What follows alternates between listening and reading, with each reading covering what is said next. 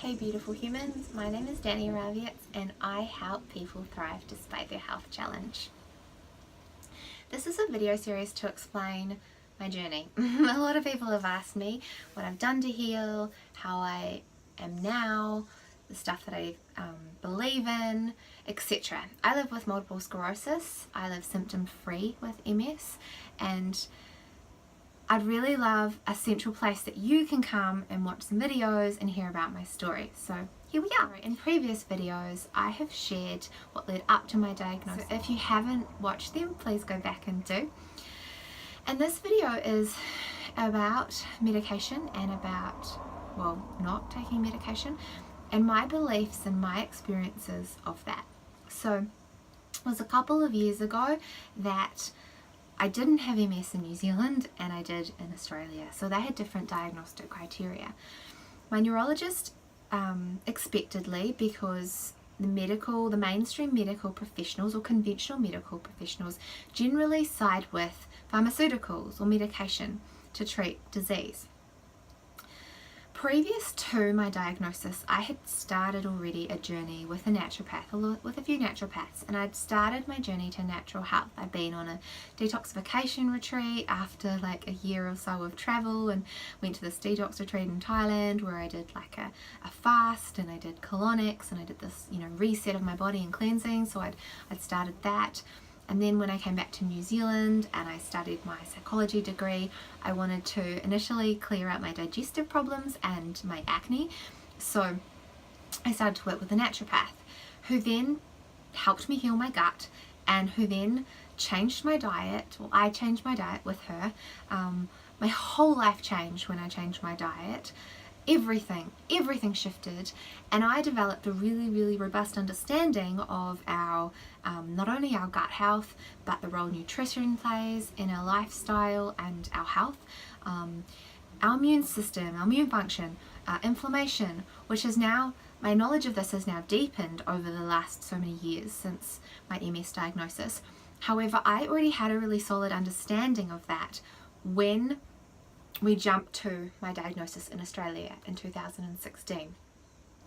And why I want to share that is because it's a key piece of my story, it's a key piece of my journey, and it's a key piece of why I believe, amongst all the other stuff that I'm going to share about what I do to support my health and what I believe supports my thriving, and this is consistent and synonymous with many other people that are thriving with MS and live symptom free. So I feel like there's, even though this is anecdotal evidence, this is it carries a lot more weight when other people are doing these things too and we're all having the same results.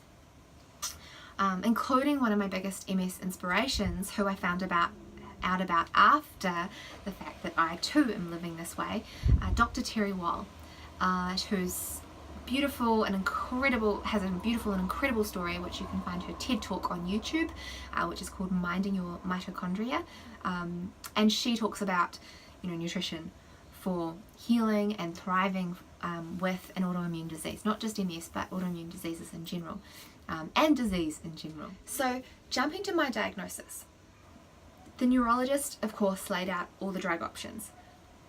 And as you'll know if you have MS too, there are different levels that we can consider. There are self-injectables, which are, funnily enough, the lowest risk, which you inject a few times a week or every day. It just sort of depends on what option you choose.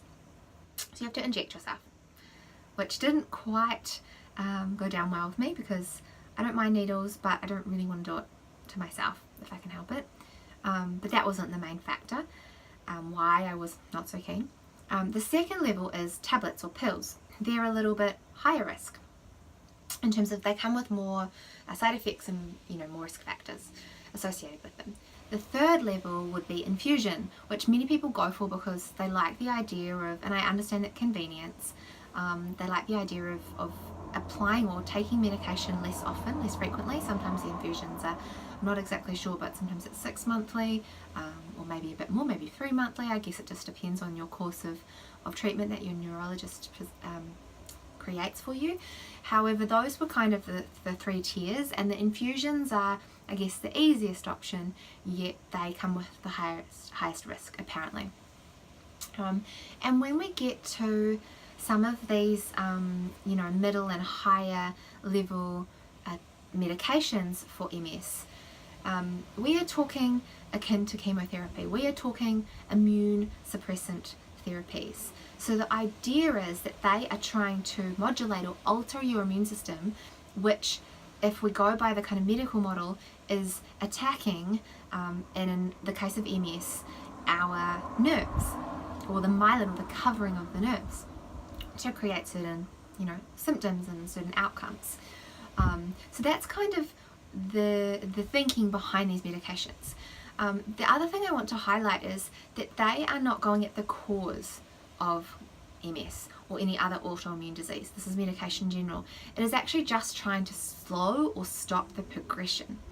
So from my knowledge and my research that I've done, and I studied health science, so I have a robust understanding of that too. It's not just airy-fairy high in the sky. So I studied science. So I understand, you know, hard science, and also my knowledge of natural health. It did not equate when I had that diagnosis to me, or did not make sense to me, to put something in my body to suppress my immune function when I actually wanted my immune function to be epic, like amazing, and I wanted to, I guess, disrupt what was causing it to glitch, or what was causing this process.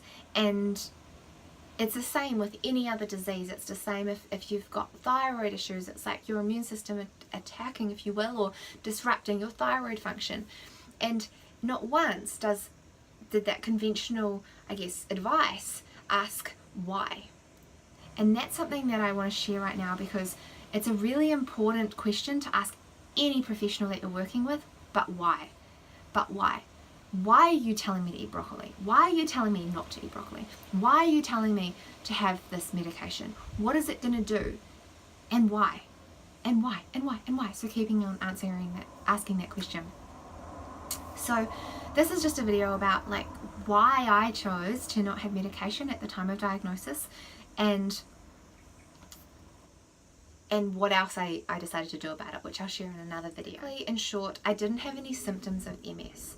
So to put a drug into my body, for me, prematurely, even though that conventional neurologists will tell you that with MS you need to stop it in its tracks, you need to get it before it progresses, so they talk about it being a preventative measure, there are no guarantees that you won't still be disabled.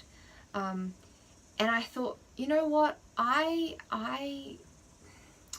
have the choice and I have the power, so my guarantee is looking for more.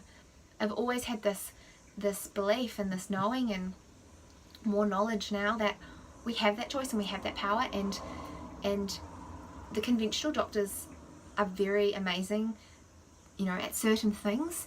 However, they're very good at staying within their training and not looking outside. And at the time of my diagnosis, I asked my neurologist, you know, have you heard of the Overcoming MS program? Dr. George Dannii, who's based in Melbourne, and my neurologist was in Melbourne. I was in Melbourne. Have you heard of diet and lifestyle for curing, or putting MS, if you will, into remission, or living symptom-free from MS? And she hadn't heard. She hadn't heard of that, and that wasn't an option that she would recommend to her patients. There's more to that whole line of thought, and a lot of people think, you know, pharmaceutical companies, money, etc., and yes, that is actually a thing. But my train of thought was more like, why don't I go at the cause of the disease and use diet and lifestyle and other different modalities to make sure I never get symptoms, rather than pouring drugs into my body, pouring medication into my body for no reason. And if I'm already doing certain things that clearly seem to be working, so why don't I continue that? And I said to her, okay, so if I don't take medication, which I chose not to, what next? You know, what will happen? And she said, we'll just continue to monitor your brain and your spine by MRI regularly, and we'll see what happens. And so that's what I chose. That was 2 years ago. Okay, next bit in the next video.